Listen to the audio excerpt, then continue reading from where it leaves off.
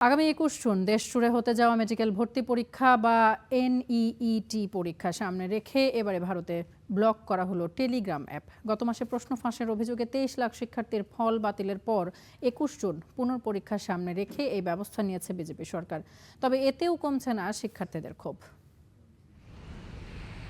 প্রশ্ন ফাঁস চক্রকে ঠেকাতে না পেরে এবার টেলিগ্রাম অ্যাপ বন্ধ করছে ভারতের বিজেপি সরকার।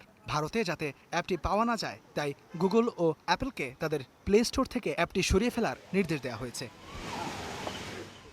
ভারতের শিক্ষার্থীদের দাবি ছিল প্রশ্ন ফাঁস চক্রের বিচার, কিন্তু টেলিগ্রাম অ্যাপ ব্যবহার করে প্রশ্ন ফাঁস হওয়ায় এবার সেটাই বন্ধ করলো সরকার। আর এ নিয়ে এখন শুরু হলো নতুন বিতর্ক। শর্ট টার্ম কি उसको बैन कर दिया जाए ताकि টেলিগ্রাম অ্যাপের বিভিন্ন গ্রুপে যে ধরনের কার্যকলাপ চলছে স্বল্প সময়ের জন্য এটি নিষিদ্ধ করাটা খারাপ না, কারণ এর সাথে লাখো শিক্ষার্থীর ভবিষ্যৎ জড়িত। এতে প্রশ্ন ফাঁসের ঝুঁকি যদি সামান্যও কমে তাহলে সেটা মন্দ নয়। I think that's a good decision. Social media apps को रिस्ट्रिक्ट करने से कुछ नहीं होगा। আমাদের দেশে প্রশ্নপত্র ফাঁস হচ্ছে, এটা আমাদের ব্যবস্থাগত ব্যর্থতা।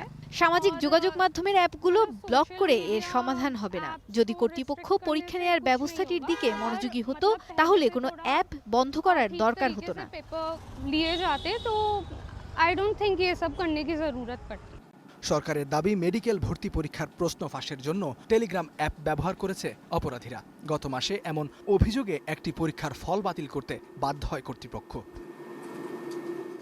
আগামী ২১ জুন হতে যাচ্ছে ন্যাশনাল এলিজিবিলিটি কাম এন্ট্রান্স টেস্ট বা NEET এর সেই পুনঃপরীক্ষা।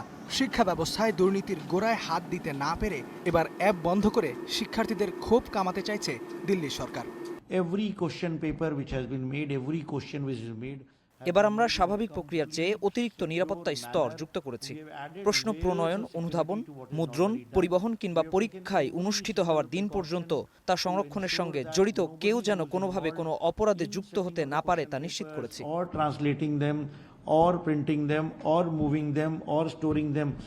গত মাসে প্রশ্ন ফাঁসের অভিযোগ এবং ২৩ লাখ শিক্ষার্থীর পরীক্ষার ফল বাতিলের পর দেশব্যাপী আন্দোলন শুরু হয়। গেল ৬ জুন দিল্লিতে সমাবেশ করে শিক্ষামন্ত্রী ধর্মেন্দ্র প্রধানের পদত্যাগ দাবি করে অনলাইন প্ল্যাটফর্ম ককরোচ পার্টি।